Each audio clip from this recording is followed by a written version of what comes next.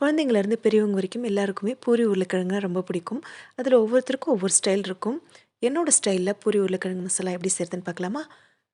உருளைக்கிழங்கு தோல் சீவிட்டு தண்ணியில் கொஞ்சமாக உப்பும் சேர்த்து வேக வச்சு எடுத்துக்கிறேன். 3லேருந்து 4 விசிலில் நல்லா வெந்து வந்துடும். இப்போ அதை தனியாக எடுத்து வச்சுக்கிறேன். ஒரு கடாயில் கொஞ்சம் எண்ணெய் சேர்த்துட்டு கடுகு, சீரகம், சோம்பு கூடவே கொஞ்சம் கடலைப்பருப்பும் சேர்த்து நல்லா பொரிய விட்டு எடுத்துக்கிறேன். அதுக்கப்புறம் பொரிஞ்சதுக்கப்புறம் அதில் பச்சை மிளகா, வெங்காயம், கொஞ்சம் கருவேப்பிலை சேர்த்து நல்லா வதக்கி எடுத்துக்கிறேன். இது கலர் சேஞ்ச் ஆகி வர்ற வரைக்கும் வதக்கணும். வதக்குனதுக்கப்புறம் இப்போ இதில் ஒரு தக்காளி சேர்த்து நல்லா வதக்கிக்கிறேன். தக்காளிக்கும் வெங்காயத்துக்கும் மட்டும் தேவையான அளவு உப்பு சேர்த்தா போதும். ஏன்னா உருளைக்கிழங்குல ஆல்ரெடி உப்பு சேர்த்துருக்கிறதுனால உப்பு பார்த்து சேர்த்துக்கலாம். அதுக்கப்புறமா கொஞ்சமாக மஞ்சத்தூள் சேர்த்து நல்லா மிக்ஸ் பண்ணி வதக்கி எடுத்துக்கிறேன். இது நல்லா ஒன்று கூடி வதங்கினதுக்கப்புறமா வேக வச்ச உருளைக்கிழங்க மசிச்சுட்டு இதோடு சேர்த்து நல்லா மிக்ஸ் பண்ணிக்கலாம். அதுக்கப்புறம் இதில் தேவையான அளவு தண்ணியும் சேர்த்துட்டு உங்களுக்கு தேவைப்பட்டதுன்னு சொன்னால் பட்டாணி இதோடு சேர்த்துக்கலாம். அது பச்சை பட்டாணியோ இல்லை ஆல்ரெடி வேக வச்சுருக்கிற பட்டாணியோ இதோடு சேர்த்துக்கலாம். நான் ஊற வச்சு வேக வச்ச பட்டாணி இதோடு சேர்த்து தண்ணியும் சேர்த்து கொஞ்சம் கொத்தமல்லியும் சேர்த்து நல்லா மிக்ஸ் பண்ணி விட்டுடுறேன்.